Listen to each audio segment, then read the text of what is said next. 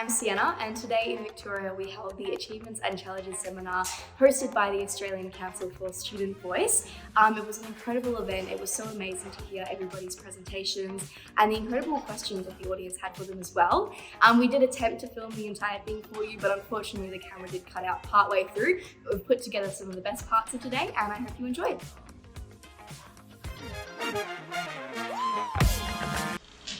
Okay, hello everyone.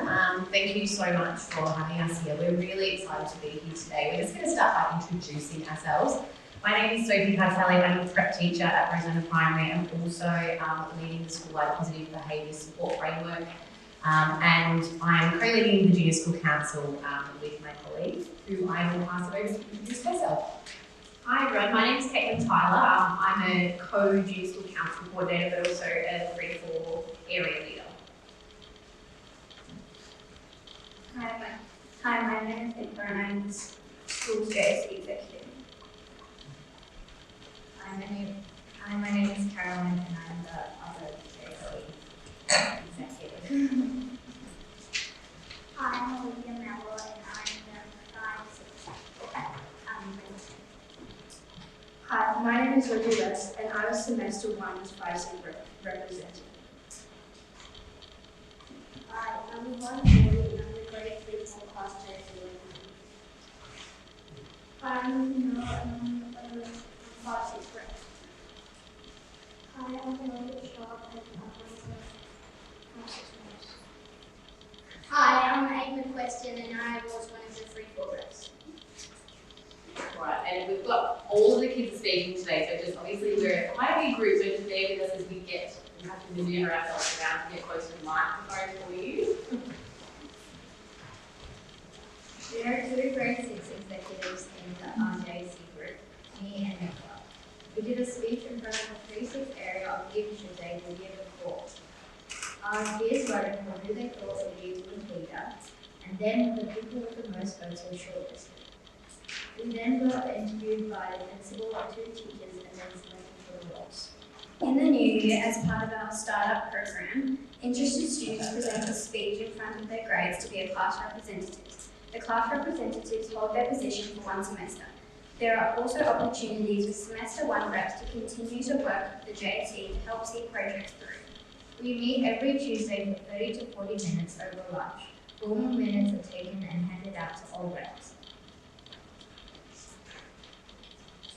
And the last point we just wanted to share, which is something we brought in a few years ago, prior to COVID actually, was ensuring we had enough money within our JSC budget to allocate CRTs to cover us for whenever we need to work with the JSC, because we have so many amazing initiatives and sometimes time is often the biggest constraint. So we're really lucky that we've been able to do that. So obviously the JSC at Rosanna Primary School have got a lot of initiatives going on. So today we're just going to break them all down for you and go through them. I'll be talking about our deep learning protocols today that originally started in 2016. It began as a goal for our strategic plan of the school to focus on developing a set of learning protocols for students. And we thought, with our strong focus on student voice at Rosanna, why not get the students to actually create these learning protocols and use their ideas. So we spoke to our JSC and we basically had a bit of a conversation and asked them, what is learning like for you? What does learning look like? And they came up with this great analogy of learning is like swimming. And so basically the learner is the swimmer, and when we get down to that deepest depth of the ocean, that's where deep learning occurs. So the richness of learning, where you might find the treasure, is where the deepest learning occurs, and that's where everyone wants to be in learning. Then they sort of came up with the stages for that. So they said that shallow learning was when we sort of dip our toes into learning, and then underwater is when you sort of get your head underwater as well. And so it was really great to see this analogy from the students, and that sort of formed our idea at the start. They came up with a poster. I'm not sure if it's there at the moment. Oh, it's not there, but this was sort of a drawing board, I guess, of how we went with it. And then we sort of put it out to practice 6 as well. So the JC designed and ran some workshops in classrooms across the school to collect some data on the learning protocols. We all know that there's different types of learning, so the JSC sort of collected some data on what does learning look like across school and the many different avenues. And they bundle these into central themes, which then began to look like this. So they decided there will be 9 protocols. We've got being present, learning with others, taking risks, thinking about thinking, being positive, never giving up, being curious, independence, and giving your best effort. And they broke these down into shallow, underwater, and deep. So, what does being present look like in the shallow end?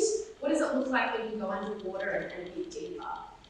This was actually a whole school initiative. So the students actually at one stage went to some staff meetings as well, consulted with staff to get their ideas on learning, as well as students across the school. We were really lucky to have a graphic designer to come and design these beautiful posters as well, just to make it really visual for students. And then the JSC set out to do some workshops in classrooms to introduce the different protocols that we had. So that was sort of the beginning of our deep learning protocols. Sophie's now going to talk about how we made these a little bit more Prep to 2 friendly. Yeah, so as you can see from the graphic up here, it's quite detailed. There's a lot of writing, it looks amazing.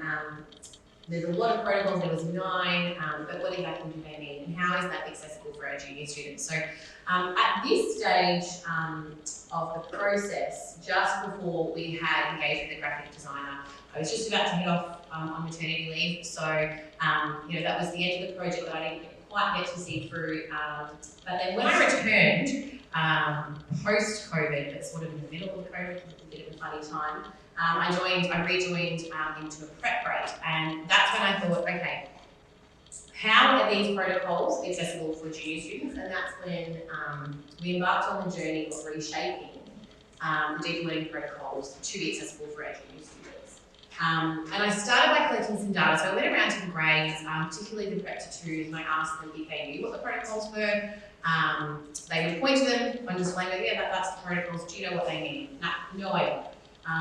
It was too hard for them to understand, too much writing, so I started working within my 2021 prep grade, and we started breaking down each of these protocols one by one to find out what they actually mean. So I wanted the preps to say, for our future preps, you guys are the experts in learning. We want you to tell us what it means to be a deep learner. What do you think that means? And we had taken one of the protocols off, and that was on the advice of the JSC executive in that year, who sat with me and said, we think that the preps could easily understand these, and these, but thinking about thinking metacognition is quite an abstract concept, and is probably not the one we want to focus on, but they can get introduced to that as they get older. So they also advised at what point of the year they should be introduced, and sort of were really guiding that process as well. So once I had run all these workshops with the 2021 preps, again, COVID sort of hit halfway through that year and put a little bit of a delay into that project. And so those preps moved into grade 1. So I was working with my 2022 preps and the grade 1s to continue to work on revising the protocols. And then once I had put them sort of into a draft form, I met with the JSC group, and then they sort of made their suggestions, any amendments. Then they came together, and the photos up here, you can see they've planned their own lessons. They each chose a protocol to focus on, planned lessons to deliver within grades to help introduce them. And this next video is just going to give you a bit of a background of the experience of the students being involved in that process. So we break it down by term, but the reason why they're on individual posters is so that teachers can introduce them one protocol at a time. Particularly in prep, we spend a lot of time teaching what each protocol actually means. In 1-2, as they get more familiar with them, it's more reintroducing as opposed to having set lessons on teaching them what they are. Once we introduce all 3, teachers have the option to put the terming ones up. Simple statements, really short sentences, 1 or 2 words, pictures, and these pictures were all chosen by the students as well. So it's been really exciting because the preps are now in grade 2, so the prep 1s and 2s at our school have all been involved in this process and are using these currently. And 1-2 teachers reported that they've been using these heaps, and it's been so helpful because it's so accessible. So just to give you a bit of an idea of how we're using them in the prep area, This was just a way we sort of introduced at the start of the year. Is when we do the developmental play sessions, we've got a play space which we're really lucky to have. We will choose a protocol to focus on, and then the kids will come and put up a sticker every time they observe those behaviours. And you know, we have them up on display still, and it's it's been really powerful. Okay, so we'll treat it as well.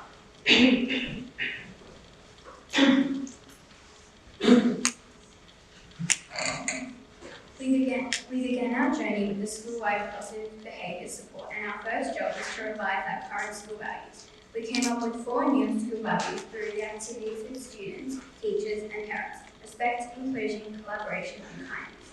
Our first job was to come up with definitions for each value.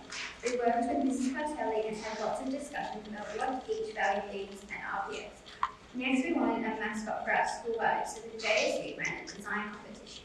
We invited all students to come from across all the year levels to come up with a character that could be our mascot for each value. The JSC then met and shortlisted the designs and to the top 4 that best suited our school. Each grade voted for their favourite design and we announced the winner at assembly. We're so lucky to have one of our parents who is a graphic designer working on turning a winning mascot design into a professional digital image. While that is happening, the JC have been busy continuing with working on school-wide positive behaviour support with Mrs. Carter. We went into each classroom and ran a lesson on identifying all the environments within our school and all the major and minor incidents that have happened to students. We also participated in workshops on breaking down what behaviours students should display for each value to help develop our behaviour matrix. Now we have Elliot and Abe talking about the Rosanna voice.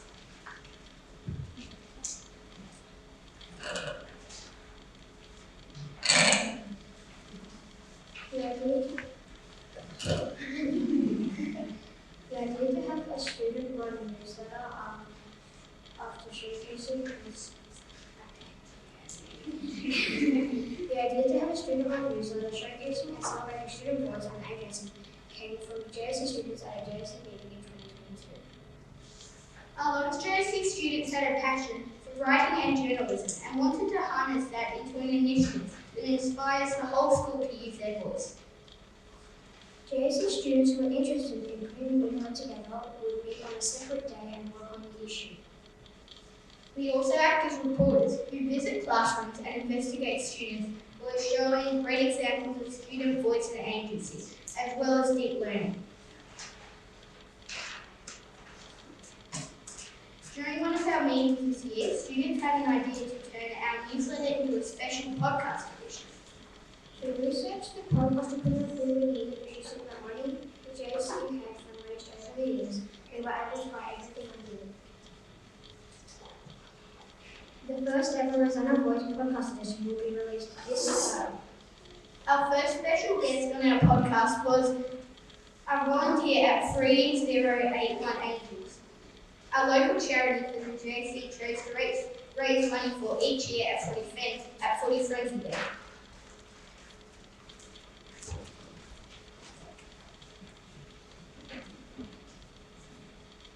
Every year we do a Hopper's Fund Drive to raise money for the JSC initiatives. For 2018, JSC surveyed the school and all the students that they wanted to shop for money. They did their research and discovered that we didn't quite have enough money. So in 2019, the Hopper's Fund Drive got even bigger. For 2019, JSC did a letterbox drop to our local community, encouraging them to support our school. That year we raised double our goals. We asked some parents with building experience to help us install it. Despite COVID delaying the process, we persevered and had another 2 more Popcross fund drives, adding more money to our total. We surveyed grades again and there was still a resounding yes for the bike shelter. 3 years later, we had our bike shelter up and the JSC hosted a ribbon cutting ceremony.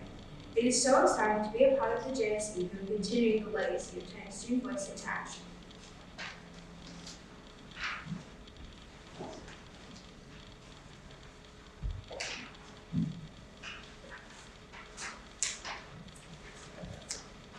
Every year at the end of term 3, the JSC hosts Footy Friendly Day. Students dress in their team colours and bring a gold coin donation for our coin trail. We choose the charity to donate the money to and had been looking for a local not-for-profit charity that could really use the money. Last year, the JC did some research and found a local community known as 3081 Angels. They collect quality pre-loved baby and children's goods to give to families in need in the West Hyderabad and surrounding Bangalore areas. This year we decided that we would like to continue to raise money for the 308 Angels for our fully friendly fundraiser. We invited one of the head volunteers, Susan, to be our first Rosanna Voice podcast and interview her about the work they do. We also invited Susan to attend our final school assembly at the end of term 3 to receive our donation and teach the rest of the school about this very worthy cause.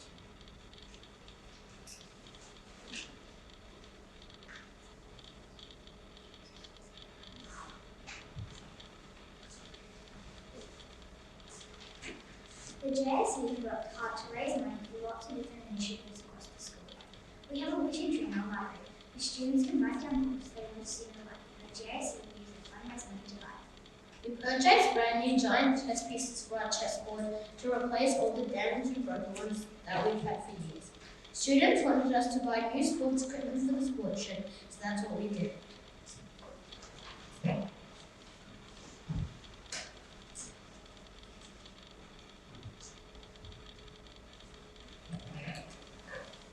We are a very busy group in the JC with lots of different projects we work on.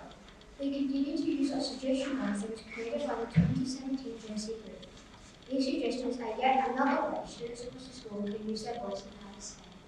Classes run student-led class meetings where we celebrate highlights and successes, set goals as a class, talk about expectations and any important things happening. Our inquiry learning across the school encourages students to learn about what they are interested in. We do lots of collaborative learning and follow our passions. This year we're putting it together our very first RPS yearbook. The JC ran a design competition for the front and back covers. All students across the school would submit and we picked a winning design.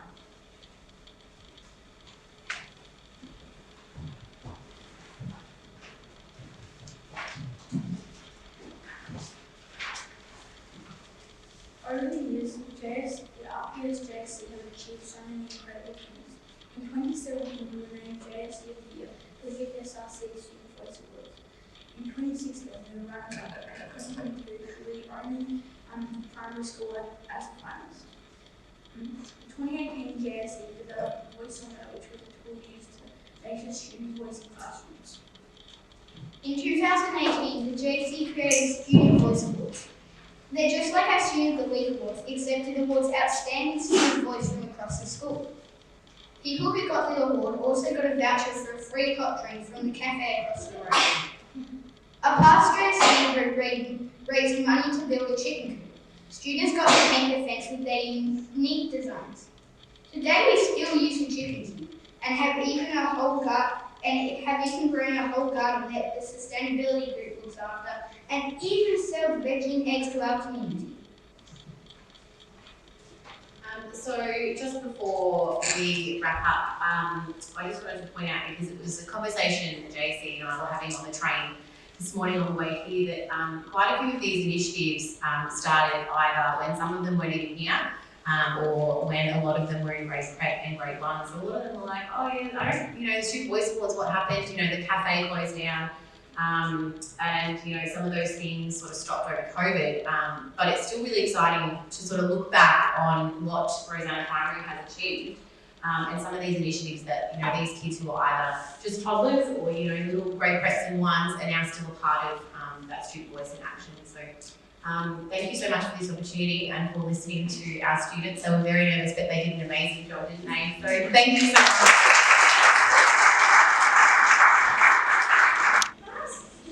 Any student feels like talking on it. Can you describe what you've seen with the implementation of your learning protocols? Has that changed the way that you're learning in classes? Are you seeing that change the way your friends are learning in classes? Just, that'd be right. So,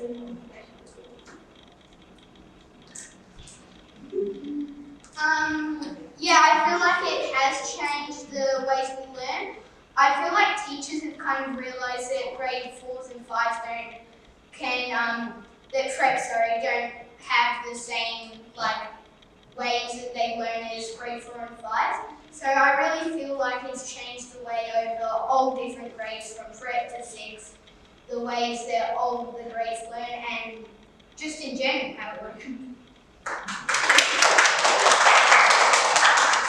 It's definitely changed the inquiry a lot because we used to have like strict rules like what we're going to do for inquiry, but now we get to choose our topics for inquiry, we get to research it in our groups, and yeah, it's much more fun and intriguing doing our own inquiry topics.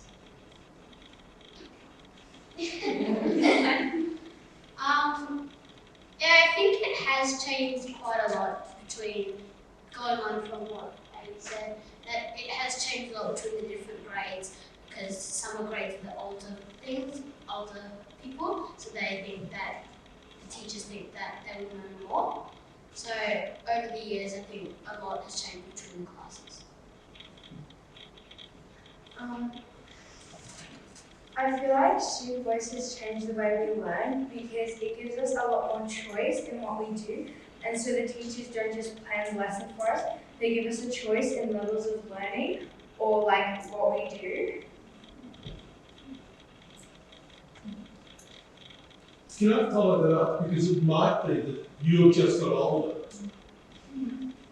Have you seen any changes, say, in the prep, the way the preps learn now, as older students looking at the preps, compared with how you remember learning when you were in prep? Here's a I remember being in prep was very different to how prep was now. I know in prep that teachers encourage preps to do a lot more different things than what I was in prep. In prep, we didn't have much of a responsibility to do things, and nowadays they give preps a lot bigger responsibility. When I was in prep, I remember work was a lot of sheets, and just coming to school that was very challenging a bit. I feel like now whenever I go into a prep room, it's a lot more colourful. Do you want to do this one? Do you want to do that one? And I really think it's cool that preps can also choose the way they work and not just higher grades as well. Hi, I was just interested in how you gained feedback around implementing SWPPS and maybe creating your behaviour matrix in your school and what that looks like, the student input side. So we're in the really early stages of the SWPPS journey, so we've just only this week sent out our behaviour matrix that was put together. So what we did was we've done, so Caitlin and I don't work within the staff at staff meetings, and then when we met with JSC, we talked to JSC about what the teachers had talked about, fed that back to them, and asked for their ideas on how we can run a student-friendly workshop within the class to gather that data to help contribute that. So I think the main thing is that we kept relating it back to student voice. So we kept saying, you know, this is the behaviour matrix that we're going to use across the school, and we want you to have a say in telling us what that should be because you're the students and you're going to be displaying these behaviours as well as the teachers. So it's a lot of setting the kids out to go and do some work. They bring that data back to me, looking at that data, putting it together, sending it back out, what do you think of this? Bringing it back, there's a lot of back and forth, but as I said, still in the very early stages. They did do some amazing work going into grades to identify all our environments in the school with those minor and major incidents. So that's looking forward, that's the next big project the JSC will work on with me. As we mentioned, a lot of the things that we work on is long term, which can be challenging because we have, you know, semester 1 and semester 2 reps, and then the next year it could be completely different students or changes. I think the good constant is that Caitlin and I are the constant in that, so, you know, we just, as long as we keep that feedback to all the students, hopefully we can keep some consistency with that. Thanks. So with the deep learning protocol, are you the only school that uses this method, or does other schools use this method as well? We have been contacted by another school that wants to come out and develop their own as well, so they want to come out and see how we do it. I imagine there are a couple of schools that might be doing something similar. I don't necessarily think they'd call it the same thing. It's just something that was in our strategic plan that leadership wanted to focus on, and so gave a lot of that ownership to students. The way that we sort of started it was very student-centered. That our kids at the time came up with the swimming analogy. Originally, we started talking about fishing, and we said, "Oh, what about fishing?" And the students were just like, "Fish, Tyler, big swim." So, you know, it's very much something that they've come up with. So whether or not schools do that as well, make it. Sorry. So in terms of like the deep learning program, what was your experience with putting that in classrooms? Like, did you get a lot of teacher resistance against that and changing their traditional methods of managing projects to that? That's a really good question, because I think that comes up a lot with student voice, that there's teachers that are really passionate about it, and there are teachers that are a little bit resistant to change. I think the really good thing, the lucky thing about us is that leadership are really involved. It's that top-down approach. You know, the leadership is saying this is a really important issue to our schools, to our community. You know, those teachers that might be a little bit resistant kind of have to follow the crowd in that respect. And I think it's helping them understand it is a lot about relinquishing control as well, and knowing that you know, the students have a lot to offer, and we just have to sit back and listen sometimes. Yeah, would you say that, you know, I wouldn't say anyone was opposed to it, it was just, you know, sometimes, you know, the teachers that might not necessarily be open to student voice as much as we are, probably kind of like, well, how is this going to work? You know, and we didn't really want it to be a tokenistic standalone thing. We wanted to be embedded in possible learning. And I think with that, you know, we were really open about offering that support to teachers. So, you know, if you're not sure how to do it, come and talk to us. We're happy to come and show you how we do it in the class, how we send the kids out to help you with that kind of stuff as well. Yeah, I'm able to say, go ahead. I remember being in Miss Tyler's class last year when I feel like they kind of they've been out for a year or two. I remember you were really enthusiastic to use them, and it did kind of feel pretty cool. I remember doing a session about how you can be in that deep end and find that treasure. So I also visited to other classes, or like friends in those other classes. They also, I think they also once told me that they were also liking them. So I don't think there was much resistance, but it was very, very good. Thanks, Dave. I think the best part is that the kids come to classrooms and staff meetings. We have a lot of opportunity when we have these meetings. When we bring kids to staff, we often say, you know, the kids are the ones that are coming up with them. Come to the staff meetings, tell the teachers what we're doing, and I think that sort of is really good for teachers to see that this isn't just, you know, a top-down approach. It's, you know, it's the kids. Well, this is what we're doing, so that gets them on board a little bit more. I've got a question to the students. I saw you had like a student voice, like leader or whatever, in the classrooms. Yeah, how does that work in the classroom setting?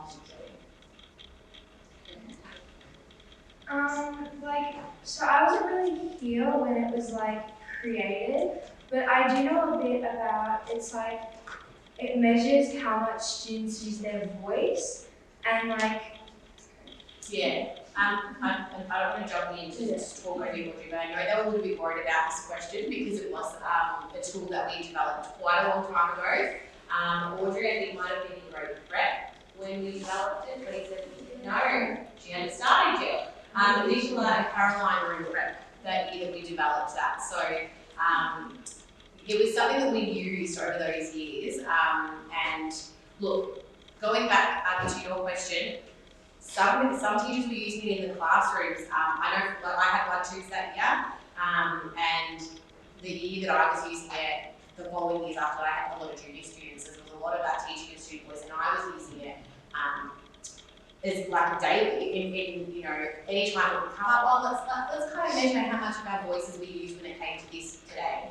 And then we kind of had it paired with our student voice awards, which again, that was back before the kids had this particular group had started. So we'll be using that together.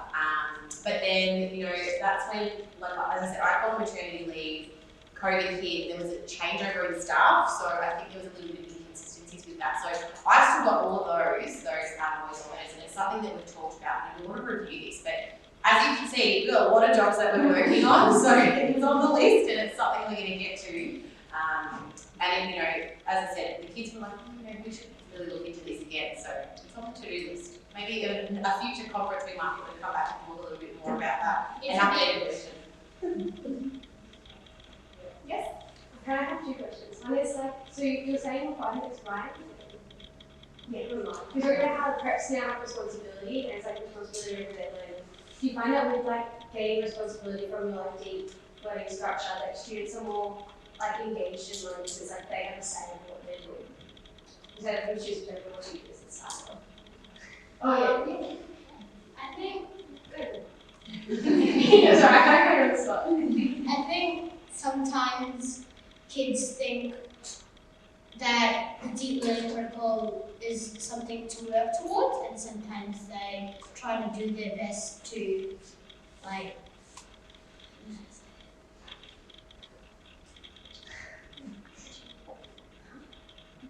achieve their goals, and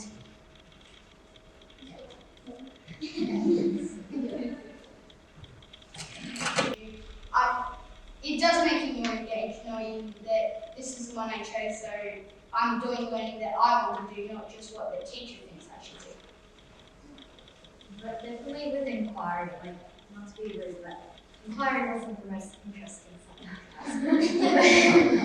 But once we had more student voice, it was much more engaged with inquiry because I got to choose my topic. It was much more fun to do. And I think it helps that there's like a visual picture of like where you are in student voice, because like not just like talking about it, you can actually see where you've like progressed and stuff. It's great to hear the way our predecessors are reflecting on their learning using the protocols, and this is exactly why I was so passionate about, you know, having this in the prep to area as well. So we do, you know, similar, but we've tweaked it a bit in that. You know, I'm not sure if you remember the visual, but on the initial whole school one, which is more the 3 to 6 one now, have levelled protocols, and so this is what it looks like when it's underwater, shallow, and all that. Whereas in prep, you see, rather than having it levelled, we'll just have it just focus on the deep learning, because that's the goal at the end. And so now we've got, in my classroom, we've got you know, speed display, and kids have little people, scuba divers, and then they can move their face around at the end of the session when we want to reflect. And it's a really good way for me to see how they went in that session, but it's a lot of discussion. I think Roger and I were talking about that really explicit teaching to say, this is you using your voice to tell me this or give me this feedback. And I think, you know, sometimes that breakdown with the junior students is that if they don't have that foundational understanding of student voice, they're not necessarily knowing that they're using it or harnessing it. So, you know, it takes a lot of work, but, you know, you dedicate that time and you really equip them with the skills. By the time they get up to 5, 6, we're hoping that they're just absolute student voice experts. So. This doesn't really relate to the question, but I just love talking as you can probably So, I remember last year, again in Miss Tyler's class, we did a lot of, after, say, writing maybe you've read a bit of Panda and you're focusing on your vocabulary or fluency. We would do this thing called It's 2 Stars and a Wish. It's where we would do, so with your partner, you'd swap books, so I'd get his writing book and he'd get my writing book, and we'd write down what we think our partner did well. So 2 things what our partner did well, and 1 thing which we feel like our partner really did better on. And yeah. I was looking through the slides. You had something along the lines of the student voice box. I'm not sure you call it. Suggestion box. Do you find that your peers use that appropriately and do you find it helpful? Is it something that engages upbringing from their own intuition as well? Yeah, I find it does, because when I was in JSC in semester 1 and last year, I found that there were a lot of helpful suggestions, like the bike shed that we talked about earlier, that also came from the suggestion box as well, and the chicken coop. And there was a lot of things like new sports equipment and like upgrading the playground that we felt like the students wanted to improve the school a bit. So it sort of helped the JSC and the teachers know like what else they could improve on. The suggestion box is something that a lot of people put suggestions what they want, like for the playground, for anything really. The last JC meeting we had, some kids wanted to take off a chain at one of our playgrounds, and a lot of people wanted to say that. So once someone said it and it keeps coming up quite a few times, we go to the principal and start talking to him about it. It was actually something that started from a VIC workshop back. We took our 2017 JSC, maybe in 2016, and it came out of there. So we were really excited from there, and that became the initiative. We worked on it, and that's something really exciting that we've been using for years and years. At the beginning, though, we did have to teach the students about the purpose of it, not just to complain about things that, and if you have real issues that you want to address, to use the child safety box that we have now. So it's that teaching. And so kids did a bit of like, they made some posters to say they're helpful suggestions, not for complaints. If you have something, and we talked about seeing an adult that can help you. And we have a sustainability group that sometimes sustainability issues come up. So we say, all right, we'll pass these on to sustainability. So it's taken some time, but we did emphasise that it is a way for those students that don't necessarily feel comfortable to use their voice or speak in a public place or speak to us as a group, have that real anonymous way to make suggestions. So it's been good. I know with the suggestion box, it's like a lot of good ideas. But a couple of times in the meetings, we've gotten suggestions like, let's get a swimming pool or a tree house, and we're just like, and we've had to remind the students a couple of times, like, this is for appropriate use, not for like, let's get this and that we probably couldn't actually get. Just such as a boss, you can see if you have any other bottom-up ways to impact the other students' voice. So how you represent the other students as a leadership group. Last year, oh my god, we did so much in this class. We had something called class meeting, so that would happen a session on Friday. It was usually the session before lunch. We do stuff that we would feel like we could do in our classroom, so we'd ask people, what do you want to do in inquiry? Do you want to do this in maths? What do you guys feel like we could do in reading? And we also did a couple of other things. We had this thing called a class auction, where if you did good listening, you could get like $1 or a point or something, and you would auction for little like gifts, like wear slippers to school and teach for a session. I felt like that was a bit of student voice as well. Like you can decide if you do good listening, you can do all this stuff that you want to do. I talk so much.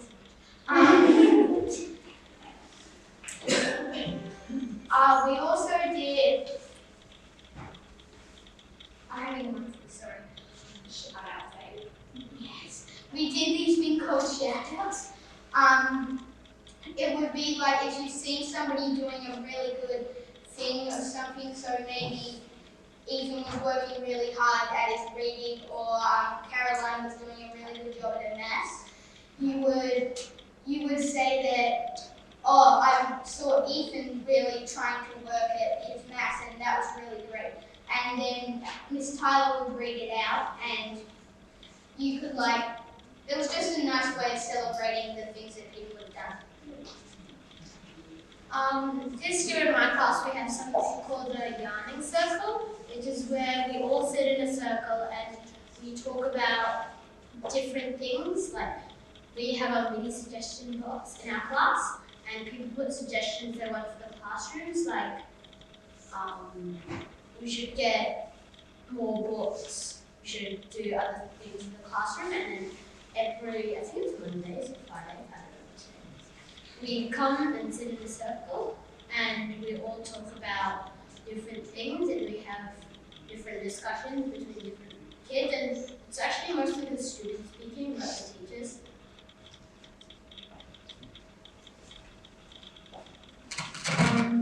Like what Rosanna said, there are like, when I've been into different classrooms, they've had like mini suggestion boxes, and it's like and also post boxes, and it's like notes to the teacher or like things that you don't necessarily want to say like in front of the class, but like things to the teacher like, let's improve this in the classroom, or like let's get this or that to like help other students or something.